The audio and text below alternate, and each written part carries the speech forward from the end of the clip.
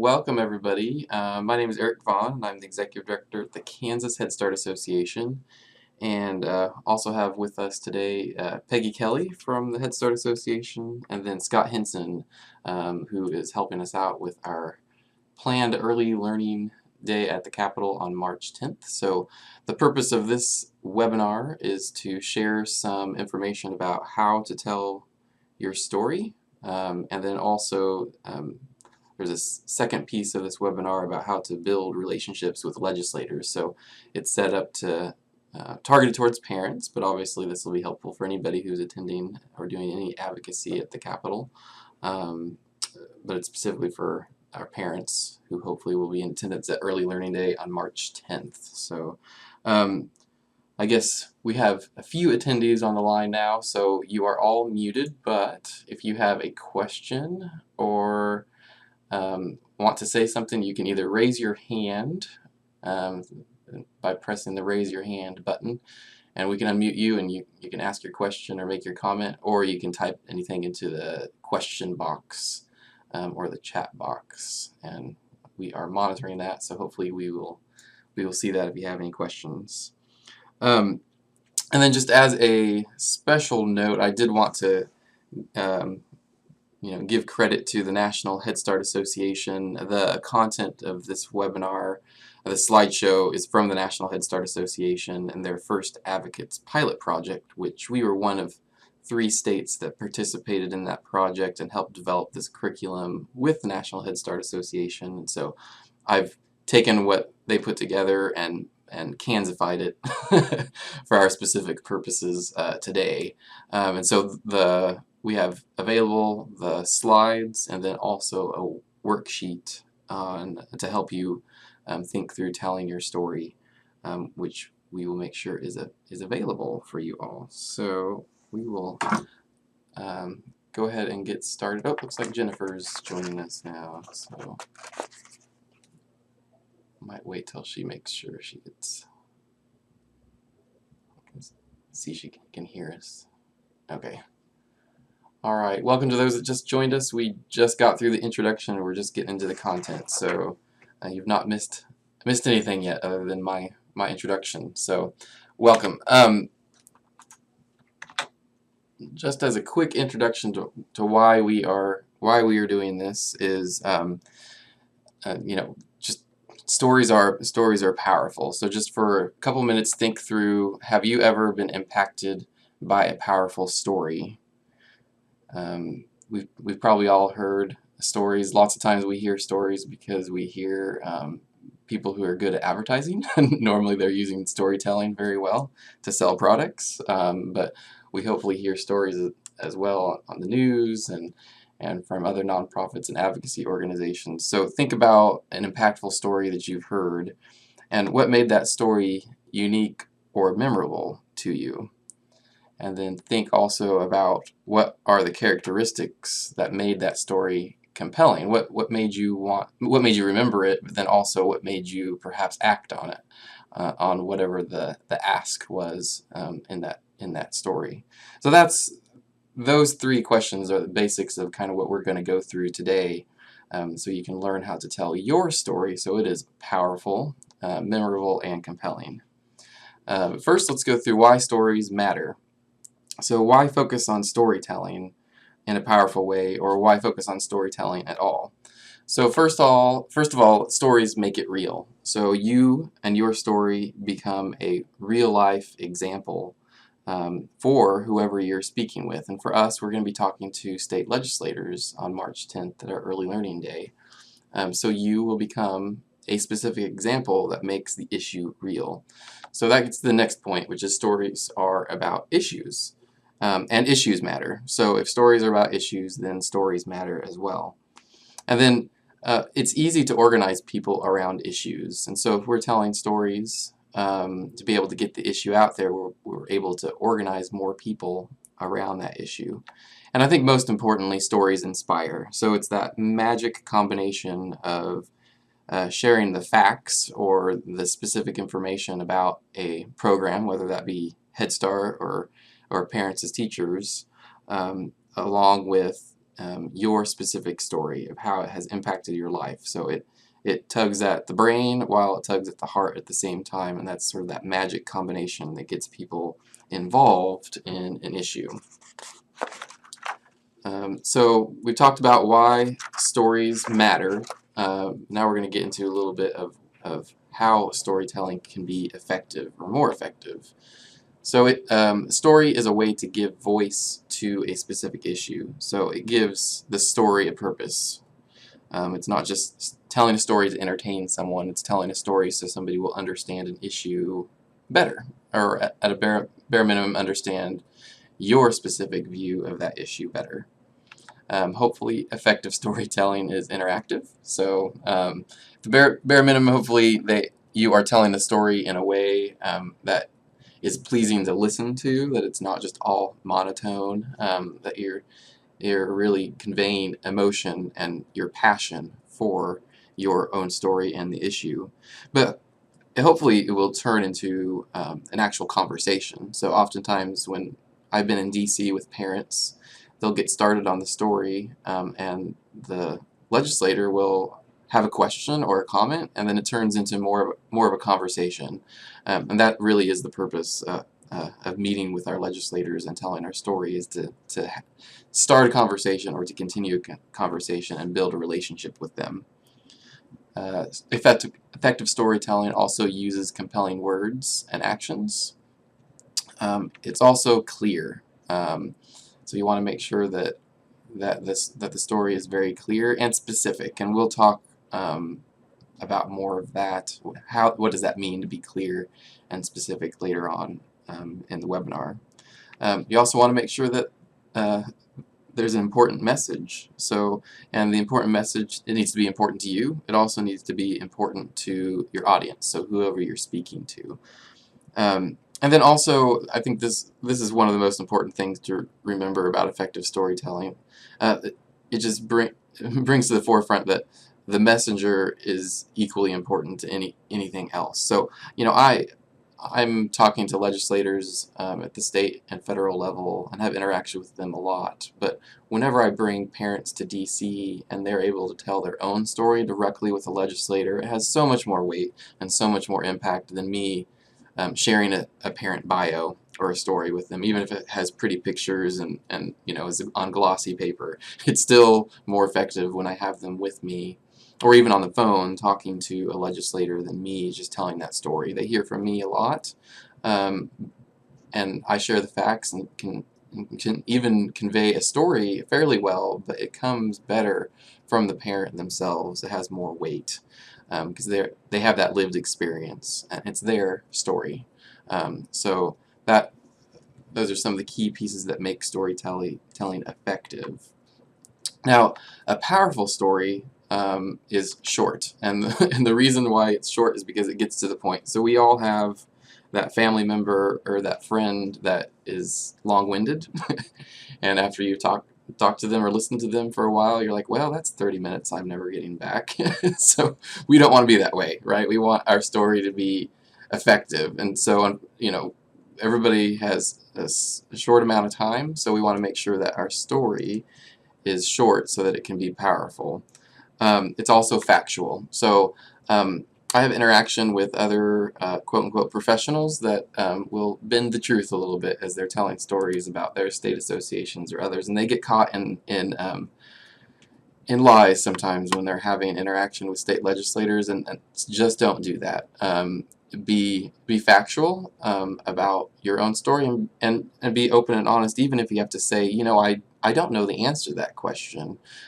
It'd be better to say, I don't know, but I will follow up and try to find an answer for you, rather than tell a lie, even if it's something small, because you just want to make sure you're representing yourself honorably. And then you want to make sure that your story connects to core values. So we'll talk more about that later. We have an entire portion of the presentation about that, but thinking about what your core values are and what the values of the person you're talking to is important. Then also connect to a person's emotions. So this goes back to having that combination of facts and emotion. So the information about the program that you're involved in, plus your story, will hopefully lead to having influence over whoever you're talking with. So you want to make sure you have both of those. So who are we? Who are we talking to, and who are we targeting? We want to target parents and families in Kansas to and empower them to be more involved in the legislative process, because they have their own specific sphere of influence. So I'm going to put a few people up on the screen here. This first person, maybe you know who she is, maybe you don't. If you're involved in Head Start or Health and Human Services, you know that this is Sylvia Matthews Burwell, and she is the current U.S. Secretary of Health and Human Services. So Kathleen Sebelius used to be in that position, and so we in Kansas know Kathleen Sebelius pretty well. So this is the person who's taken her position. And then there's also Darren Walker. So he is the president of the Ford Foundation, and then the next person, this is probably people who are more well known to you, Deion Sanders, so former professional football and baseball player, and he's been inducted into the Professional Football Hall of Fame, and so he's definitely more of a celebrity that more people know. And then Danny Glover, right? He's a film director and actor who's also a political activist, and so I know him from being in the Lethal Weapon series, but he's also known for other things. And these people all have something in common. They are all Head Start alum, and they all have their own sphere of influence, their own stories that they tell to people when they are trying to educate them about whether it's Head Start or other advocacy issues that they're involved in.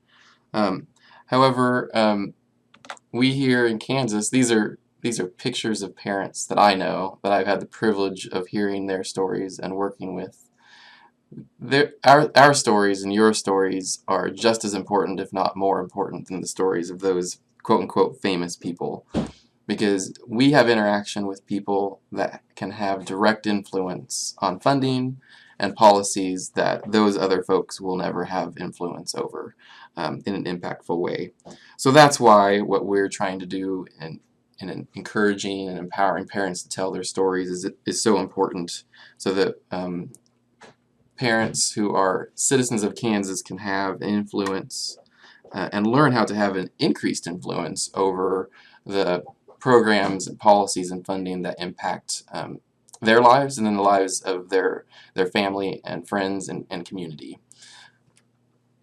So before we get into the elements of a powerful story, let's talk a little bit about those core values. So up on the screen there you see a listing of various core values that people who are involved in the early childhood world, we can pretty much say we all have these core values. There are probably some others that you can think of that are not listed here.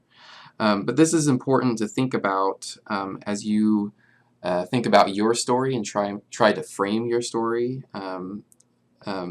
because you want to think about what are your core values and what are the core values of the person or people that you're going to be meeting with, and try to find where are those common core values, because that is how you will want to frame your story or emphasize those pieces of your story. And so as Peggy Kelly and Scott Henson and I have worked on getting ready for Early Learning Day, we've talked a little bit about what might be a core value we can focus on for Early Learning Day. And so the one that we're kind of thinking about is focusing on is successful families equals successful Kansas. And so that's important for us because lots of times we hear all legislators talking about wanting to make sure that Kansans and Kansas is successful, and how they define that might be different. So they might think about that in economic terms, you might think about it in quality of life terms, various ways of measuring that. However, we can at least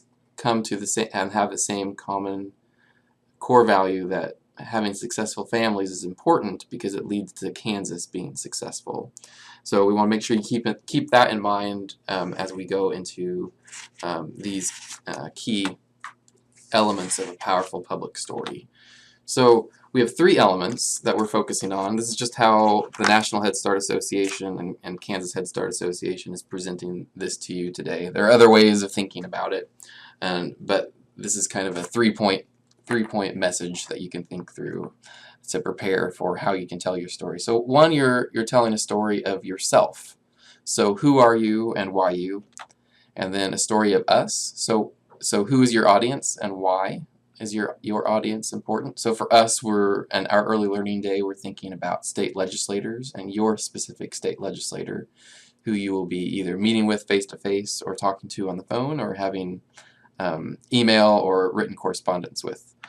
And then finally, the now, the story of now. Why is it important to act now? So we're going to dive in a little bit deeper into each of those. So the first one is the story of self. So why you?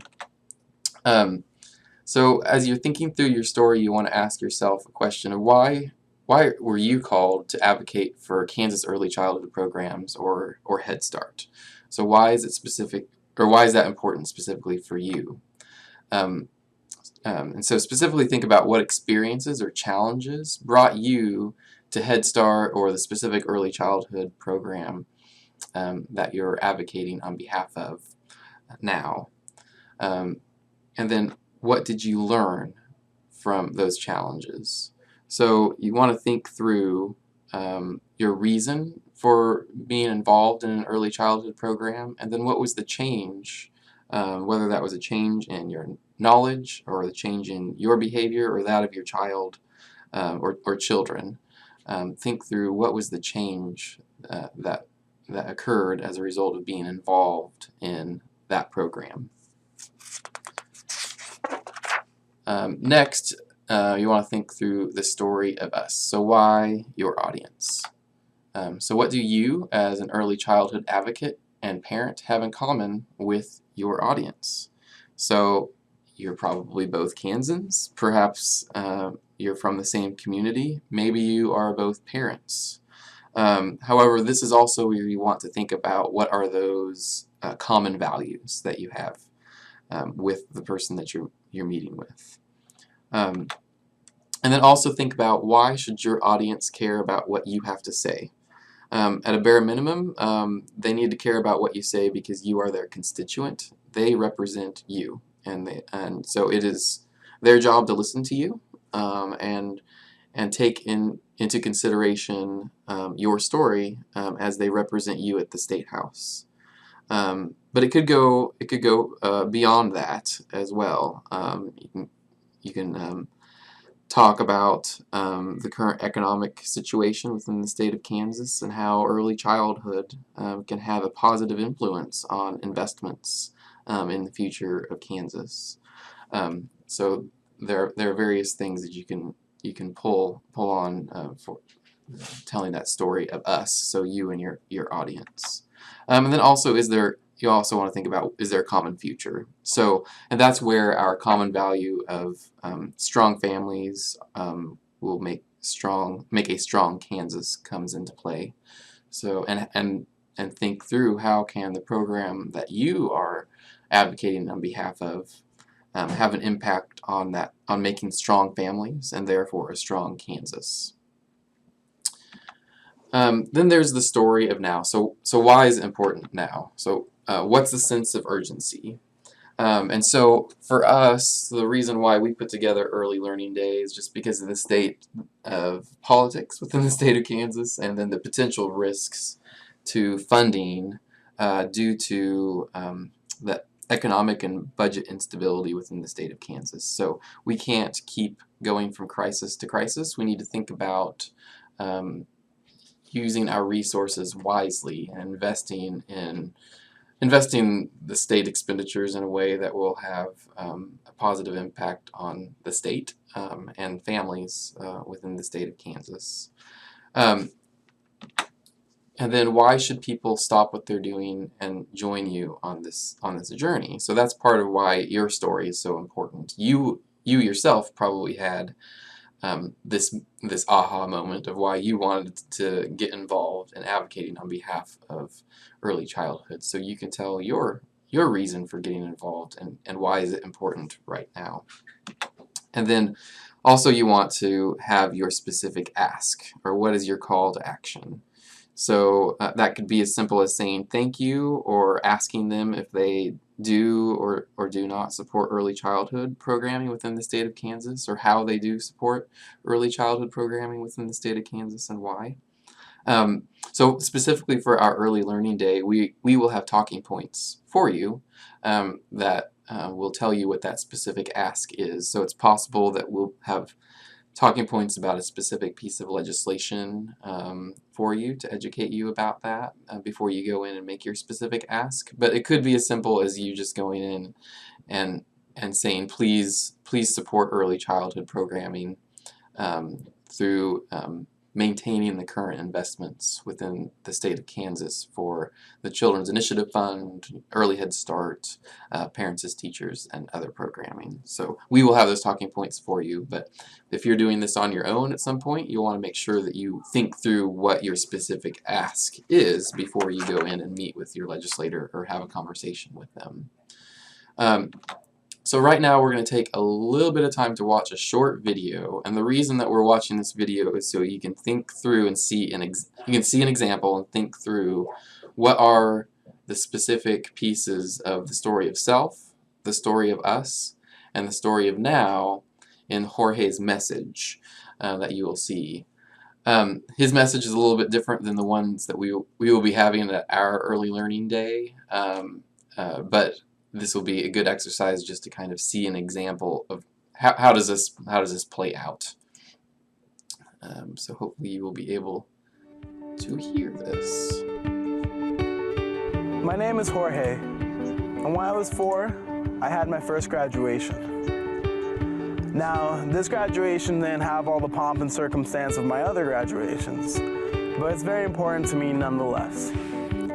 You see, I'm the son of 2 amazing Puerto Rican migrants who came to the U.S. a year or so before I was born. Amidst the realities of racism, classism, and language acquisition, my parents always taught me that education is the way to progress. So they enrolled me in Head Start. Whilst at Head Start, I learned English, socialization skills, and the basic educational rudiments that would propel me forward in my academic career. On top of that, my mom got a job as a teaching aide, which eventually turned into a job as a family advocate, and for over 15 years, she has faithfully served Head Start families. Now, since that first graduation, I've graduated from high school with an international baccalaureate degree, from college where I graduated summa cum laude with a Bachelor of Arts degree, and in the fall, I'll be joining the community of Union Theological Seminary, where I received the full presidential scholarship to pursue my Master's of Arts degree. Amidst all these successes, I can't take complete credit for them. I am who I am today because of the God who sustains me, my parents who constantly struggle for me, and the constant remembrance of that first graduation I had at Head Start so many years ago. A graduation that showed me I can graduate amidst adversity and gave me the tools to do so. So Head Start graduates, in your voting, volunteering, and advocacy, remember your first graduation. And let's fight to make sure that more families can show up at commencement. We need more graduates, and Head Start's good at graduations.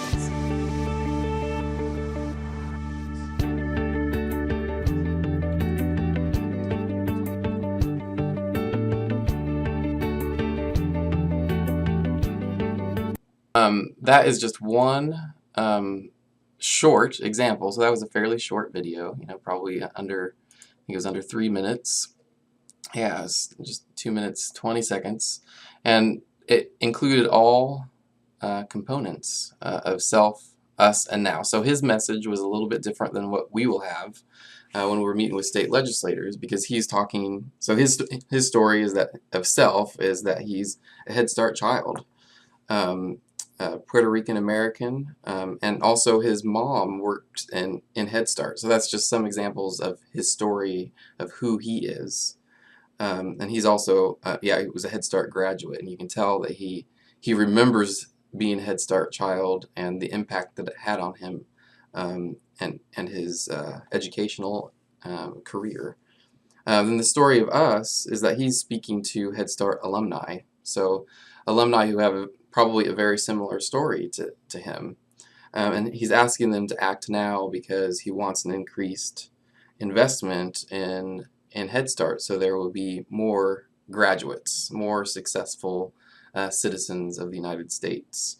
And so it's a much different message than what we're going to be messaging, but that's a really good example for us to keep in mind, and before you kind of take a look at that yourself, and think through your story and what you're going to tell. So moving on, just kind of want to talk about shaping perception. So every story that we share, whether it be about Head Start or any early childhood program, is going to have an impact on shaping perceptions of that program that we're talking about.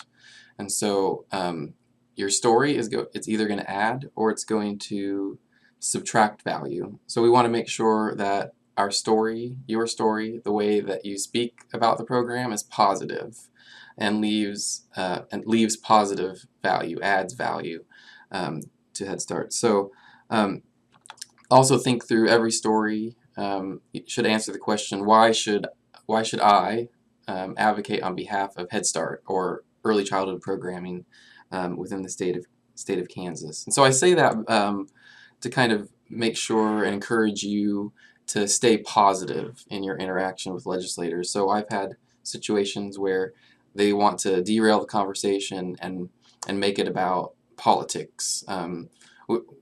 We're not here to bash or talk positively either way about Democrats or Republicans. We're here to represent the most vulnerable citizens of Kansas, so those who are age 0 to 5, or prenatal to 5, and their families, and specifically those who are living in poverty or have other at-risk factors impacting their lives. So I want to always bring it back to that. And make it positive. And if a legislator shares something with you that kind of rubs you the wrong way or maybe makes you angry, you try to be curious about it. Ask, well, why do you have that perception? Why do you believe that? And try to understand where they are coming from, and then follow that up with why you believe what you believe. And it's okay to not agree when you leave, but you do want to leave saying thank you for your time and thank you for listening to me, and make sure they know what your ask is and that you support early childhood and that you're one of their constituents and that you'd be a resource for them in the future if they had questions and wanted to continue that conversation. So we're going to get a little bit into specifics now about kind of how you want to think about being specific and clear in your messaging. You also want to be thoughtful about what you say. So oftentimes we all say things in different ways, right? So what I say isn't necessarily heard or understood in the way that I am saying it. So I'm going to go through some of those common pitfalls when it comes to early childhood, and this comes actually specifically from Head Start, but some of these you might run into at the State House as well, talking about just early childhood in general. So when you say it's a state or federal program, oftentimes the person might hear wasteful government spending, or they might interpret it that way. And then when you say comprehensive services, they might say, what is that? That sounds very expensive and very, very difficult, or just not understand what it means. Or have an understanding of what it means that isn't accurate or as comprehensive as we would like it to be. Anti-poverty program, when you say that, people often hear that that's a type of entitlement. And one of the purposes of Head Start is to get children ready for kindergarten. But if we say that, people oftentimes either don't understand what that means, what does that entail, but then also, well, and then what? They're ready for kindergarten, then what's going to happen to them? So here in Kansas, you might hear, well, what about third grade reading scores, or what about high school graduation? So you want to speak to that. And then if you say close the gap, close the achievement gap, you'll probably hear, or they'll interpret that as being an unachievable goal. Although we know that Head Start and quality early childhood programs can close that achievement gap, you then get into the discussion of, well, by whose metric or whose measurement, and so you want to make sure you avoid those pitfalls by tailoring your message so you won't have those either assumptions or misunderstandings when you speak with a legislator. So in place of saying any of those things, here's some examples of what you might say instead. So instead of saying it's a state or federal program, say it's an investment. It's the state's or federal investment in early childhood, or in whatever that specific program is, or say it's an investment in children aged birth to 5 and their families. Instead of comprehensive services, you want to be specific. You want to make sure that they understand that it includes services for the whole child and the whole family. So it includes health and wellness programs like dental care, nutrition, screenings, mental and physical health, and support for families and education. You might end up getting more questions that way, and enter more into a dialogue or interaction with them by talking about it in that way than just saying comprehensive services and assuming that they understand what that means, because oftentimes people don't. They don't understand what that means, at least to the level that we do when we're involved with Head Start or state pre-K programs. So, and then instead of saying anti-poverty, you want to say they are programs that make sure that children are ready for school and life, and then have engaged parents. And you as a parent, if you are a parent, telling that story can have your own personal story of how you maybe learned how to be more engaged in your child's education, and how it has prepared you and your child for kindergarten, as well as just learning and life in general. So you're able to talk about those specifics and that lived experience. And then rather than saying ready for kindergarten, we want to broaden that scope. We want to say that they're ready for life, they're ready for education, they're ready for school, that we work on developing persistent, focused individuals and students. So they're students who are ready to learn and be engaged in the classroom, whether it's kindergarten or ongoing throughout the course of their life. And then rather than saying close the achievement gap, you want to say that it provides at-risk children with an opportunity to succeed. So those are just some examples, but just want to caution you that as you put together your talking points and your story of self, us, and now, that you take into account the words that you're using and think through how those might be perceived by the person that you're talking to. So we won't pause and have you practice now, but just know that there is a worksheet that is available, and we will make sure we get that sent out and available on the KHSA website for how to tell your story. So it takes you through those questions of self, us, and now, so you can practice and think through your story and the specific points that you want to tell. And that way you can kind of help think through and brainstorm and tailor your message and be prepared for that day. So it's just a two-page worksheet, and will be available on our website. So now we're going to switch into the next piece of our story. Oh, I'm sorry, I heard somebody say something. Did somebody have a question? No? Okay. So this is about building relationships with your legislators. So a lot of this has to do with how to request and conduct a meeting. So for our early learning day, if you ask that we help you in setting up a meeting, we're the ones that are going to be making that request on your behalf. But some of this is advice that will help you to actually conduct an effective meeting with your legislator, and what to do after you have that meeting. But if you've not requested for us to set up that meeting on your behalf, then this will help you think through how to do that. So first off, you want to find who your legislator is. So this has links to help you find who your state representative and senator are. There are various sites that can do that. OpenKansas.org is one of those. So most of them you put in your street address, and it will give you the list of your representatives. So this first one, OpenKansas.org, is for your state representatives, and then this one is for your federal representatives there in D.C. So Topeka, Kansas, and then Washington, D.C. So that's the first step. If you don't already know who those folks are, find out who they are.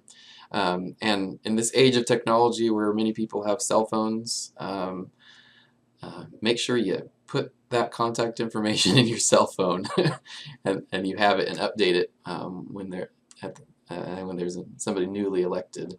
That way you have their contact information at all times and can email them or make a phone call or fax them. So just to remind you that this is a presentation that was put together by the National Head Start Association, so some of this is tailored towards meeting with your federal representative and not the state representative. So just keep that in mind. So first off, you want to make sure that you call your legislator's office and ask to schedule a meeting. So if you're contacting your federal representative, lots of times you're going to want to ask to talk to the scheduler to schedule that meeting. And then always ask to meet with your legislator, but if your legislator is not available, then sometimes meeting with an aide or somebody who focuses on education can also be productive. That's usually more at the federal level. If you're trying to schedule a meeting with your state legislator, they're usually a little bit more available than your federal reps are.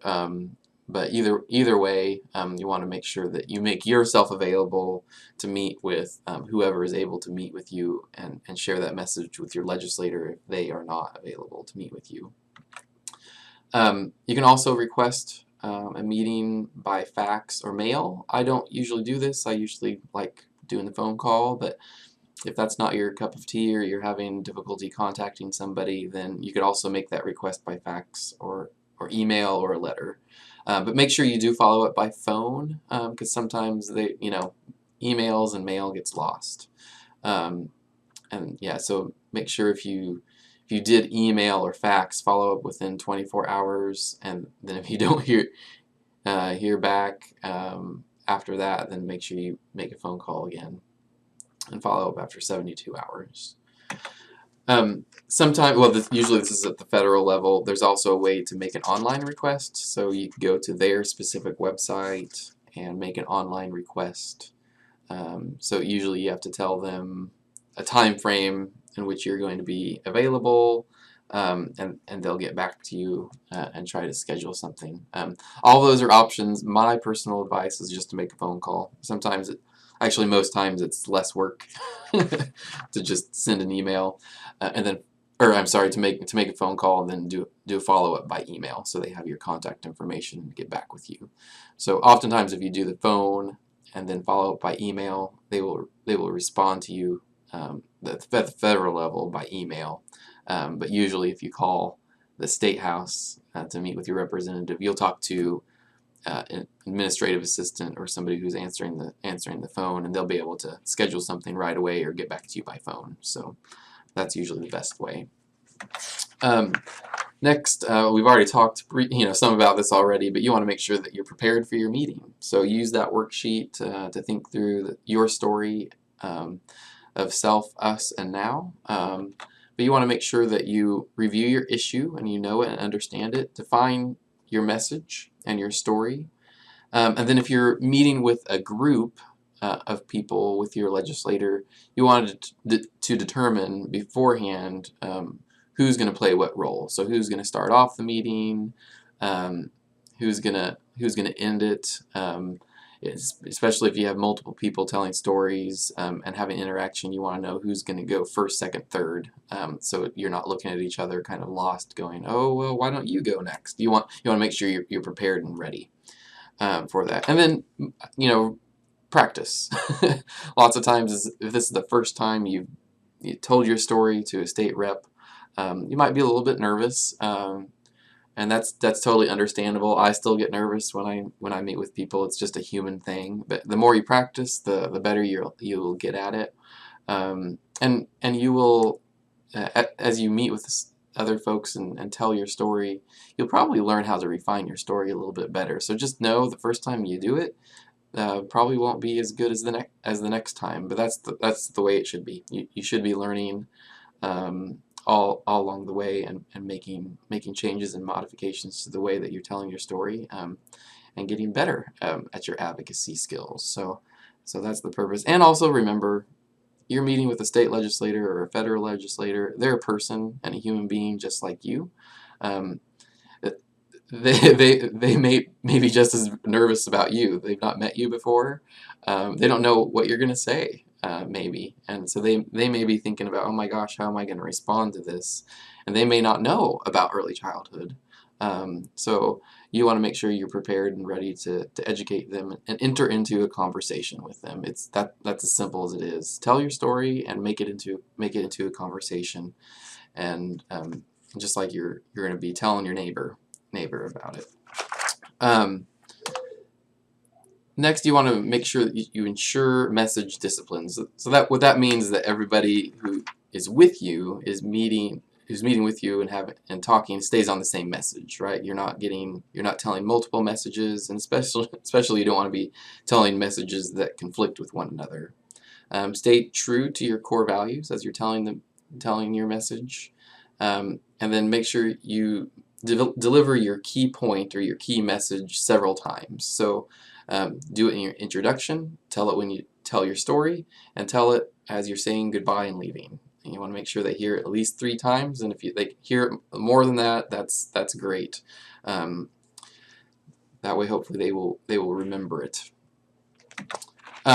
Rules for effective messaging. Positive messages work way better than any negative messaging does. Negative messaging oftentimes turns people away, and they just don't want to listen to you. So stay positive in your messaging. Connect with core values, as we've talked about. Movement or action language works, rather than being passive, rather than using passive language. So you want to speak about talking or acting or doing something, rather than something being done to somebody. And then always be truthful. So we mentioned that before. Make sure you're telling the truth about your story. And if you don't know, that's great. It gives you a good reason to follow up after your meeting or your conversation or your interaction with your legislator. And then unity messages work very well as well. So, if you have a message and you're able to say, the early childhood community within the state of Kansas that includes parents as teachers, Head Start, and other home visiting programs, you're able to say that we all are on the same message, then that resonates more, because that means a larger constituency is impacted by the story that you're telling and the message that you're sharing. And then also balance emotions with facts. So you do want to share both. You want to share facts and be truthful in those facts, but you also want to be passionate about what you're talking about and make sure that they understand in the way that you're talking about it that's important to you and important to your family, what you're saying. So you want to make sure you balance that. So this gets into more detail about 7 steps to conduct an effective advocacy meeting. So first, it's just the introduction. So let your legislator know who you are by introducing yourself, and if you have a group of people, make sure you introduce those with you or have them introduce themselves. Make sure you ask how much time you have to meet with them. So oftentimes legislators are running late. You may have had a 30-minute meeting scheduled, but now they only have 15 minutes. So you want to be respectful of their time, and you want to modify the message or what you have planned based on how much time they have available for you, because you don't want to make them late for their next meeting. And then let them know that you're a proud Kansas Early Childhood Program parent or Head Start parent, and explain that you're here to talk about early childhood and your specific ask. So this is your your opportunity in your introduction to say what your key message is, or your key ask. So this is the first time they're going to hear it. The next, get into support your argument with examples. So use your real life story. This is where you tell your story. Talk about Head Start or the early childhood program that you're a part of and what it means to you and your family. Remember, you talk about that challenge that you were presented with and how you got involved with the program and the change that occurred as a result. Make your issue or problem real to your legislator. So, you want to make sure you share your child's name, and then the specific issues or challenges that you or your child had. And then what was the name of your program? Who was the name of the home visitor or the family support worker that supported you and impacted you and your family? And just remember that you are an expert on your story and the issue, and you are uniquely qualified to discuss it. So get in there and share your story and share it in a way that conveys how passionate you are about it. Connect your issue. Next, step 3, connect your issue to the legislator. So this gets into that story of us. So who's your legislator? So you want to make sure they understand your location and geography, where do you live, and you're their constituent, right? How is the issue affecting you and your community and the legislator's constituents, and maybe even the legislator themselves? So you want to make sure that you humanize the issue with names, facts, statistics, and anecdotes if you have them. So part of that is how you share your story. You're sharing your story and you're humanizing the issue for the legislator. So this is just a continuation of how you can tell your story. Make a clear and direct request. So ask your legislator to act. Even if you don't know where they stand on the issue, can you share with me where you stand on supporting early childhood programs in the state of Kansas? And asking them to support early childhood funding within the state of Kansas. So your legislator expects you to ask something. People are always coming to them asking them to do things. So don't be shy. They are your constituent, or you are their constituent, and they represent you. So ask. That's just part of being involved in the political process within the state of Kansas and the United States. So definitely make your clear and direct request. Step 5, leave reference materials. So if you are meeting on your own and outside of an early learning day or advocacy day, you want to make sure you leave something behind. If you're coming to early learning day on March 10th, we'll have a leave behind flyer for you to take. So you want to make sure you leave that with the legislator and their staff. So as you leave the office, make sure you leave something with the person at the front desk that welcomed you. And also if your legislator has a staff person meeting with you, make sure you have a copy for them as well. And if you don't have enough copies, follow up with an email or sending it to them later. And so if you're putting materials together on your own, you want to make sure that those materials address the main issue that you're talking about currently, your position, and any actions that you're supporting or wanting your legislator to do. And then after you have your meeting, make sure you contact the Kansas Head Start Association or Kansas Action for Children, or if you're doing something at the national level, you can always contact KHSA, but you can also contact the National Head Start Association or others for help in putting together your materials and talking points for your meeting. That's why we're here. That's why Kansas Action for Children is in existence, is to help people be informed and prepared and ready to be engaged in the legislative process. So do not be shy about sending an email or calling any of those folks and asking for help. You can also check out their websites for information if you're feeling shy about calling. And then also report. So after the meeting, especially if you're involved in like the early learning day, or if you're going on a trip or contacting your federal delegation, let KHSA know how that meeting went. What was your takeaway? And that can just be a simple email, or you can make a phone call. It's not a requirement, but it's good for us to know what you're doing and what especially if the legislator or the person that you're meeting with made a promise or a statement that is promising as far as being in support of early childhood, or on the on the negative side, being worrisome for you. You want to make sure that you inform those larger groups that are doing some advocacy work on that issue. So report back. So that can be phone call, email, or the day of at the early learning day, you can go back to the meeting room in the visitors center, and someone will be there and just chat with us about how it went. And so part of our purpose for having early learning day is so folks can learn how to advocate better. So part of that, we're there to help you debrief as well. What went well? What didn't go quite as well? What might you be able to do differently next time? So sometimes those are uncomfortable conversations to have, but it's good to have those then or at some point after you've had your meeting, just to kind of think through what you learned through that experience so you can be better the next time. So I do that when I go on meetings with legislators. I usually do that with the parents that are with me or with colleagues who are there. So that's just how we hone our skills and get better at it and decide what we're going to do next. So please make sure you report back and do some sort of evaluation of yourself and how that went to learn from the experience. And the final step is follow-up. So follow up with everyone you met with. If you had multiple meetings, make sure you follow up with each legislator and the staff you met with. Hopefully you grabbed a card or their contact information, so you'll have their phone number and email. And make sure you send a thank you letter, even if it's an email.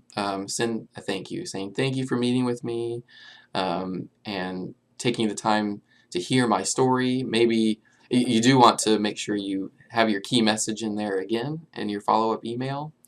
And remind them of that ask that you left them with.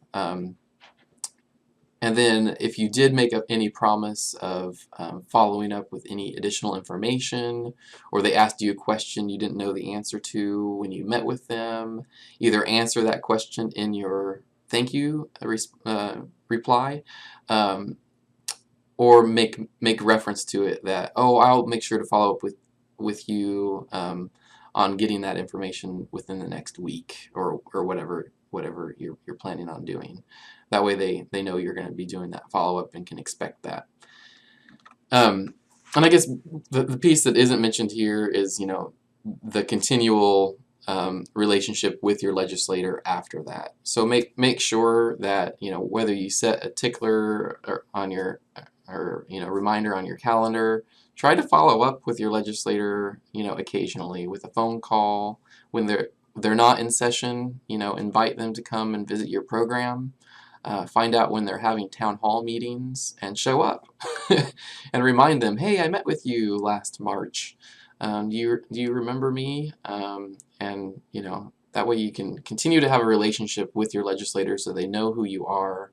So when something comes up and you want them to do something, you can just make a phone call and have a phone call interaction with them, or send them an email and have your ask. So I do that a lot with federal delegations. So I make a point to send a monthly email to the staffers and the legislators so they know what's going on in the early childhood world at the federal level. And I might share some state stuff with them as well.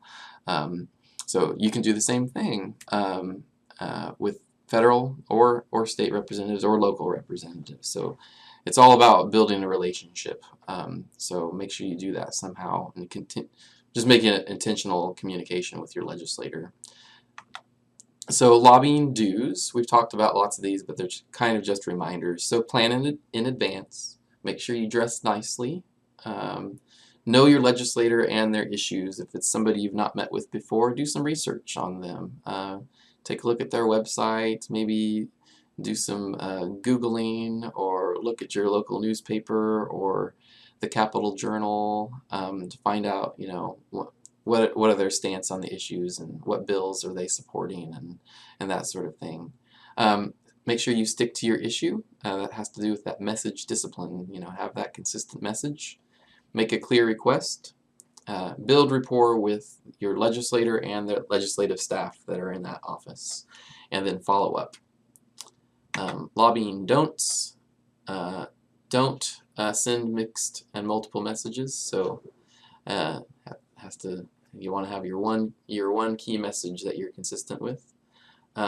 Don't threaten when faced with adversity, right? So that goes back to try to take a pause, get back to being positive and being curious about why they hold the belief or the viewpoint or the position that they're holding. So do not engage in partisan politics or attacks. Remember, you're there to represent early childhood and the most vulnerable citizens in Kansas. You're not there saying I'm a Democrat and Republicans are silly, or vice versa. You know, you're there representing a great program that serves children, and specifically Kansans. And so you want to make sure you stick to that message and be positive. Just don't get caught up in that partisan politics and getting all gossipy. Don't confuse respect with agreement. So lots of times you'll be meeting with somebody and they'll be nodding their head or saying, mm-hmm, yes. Don't confuse that with agreement with your message. And you can actually ask, you know, at the end of your message, so do you agree with what I've asked you to do, or are you in support of? That way you have that clarity. But just make sure you don't confuse those non-verbals or even verbal uh-huhs or ums with being agreeing with you. Make sure you're not late. Actually, make sure you're early, if not just on time. And then don't answer what you don't know. So that has to relate to being truthful. And then don't forget to follow up. So please follow up. And I have this slide in there just to remember to stay hopeful.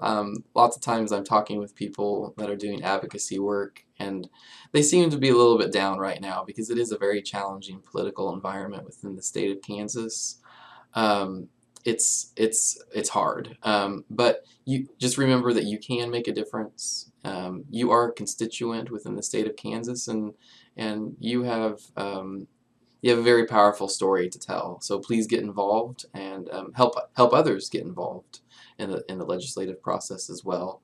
And yeah, be hopeful and encourage others. So here's some other resources to help you with your advocacy activities. So Kansas Action for Children, I've mentioned them a couple times. So they're the advocacy organization for children's issues within the state of Kansas. They are a great resource. We are from the Kansas Head Start Association, so we have resources on our website. And then if you're doing stuff at the national level for Head Start, the National Head Start Association is another good resource. So now, get out there and let's do it, right? Get involved, practice. Practice your advocacy, and just, you know, be intentional about what you're doing. Get involved. Start with making phone calls if you can't be there in person at an advocacy day. Just get involved somehow in the issue and in the legislative process. So hopefully it's been an encouragement. You guys have learned something, and hopefully we'll see you or you'll be involved in the early learning day. And if not, then take this information and use it over the course of the legislative session, and even while the session is on break. You know, when legislators are back home, use this to tell your story when they're back home, so we're getting prepared for the next legislative session. So just as a reminder, March 10th is going to be the early learning day at the Capitol. We will send out reminder emails to get registered if you are not registered already. Remember, we are starting at 9 a.m. At the Capitol Visitor Center meeting room. So it's in the left-hand side when you enter the Visitor Center. And so you enter the Visitor Center on the north side off of 8th Street. And if you can't be there in person, we're going to try to make it possible for people to participate by phone and webinar, so we'll get that information sent out as well. So thank you for attending and listening, and if you have questions or follow-up, please let us know. So have a great day. Yeah, thanks for being attentive, and we will see folks soon.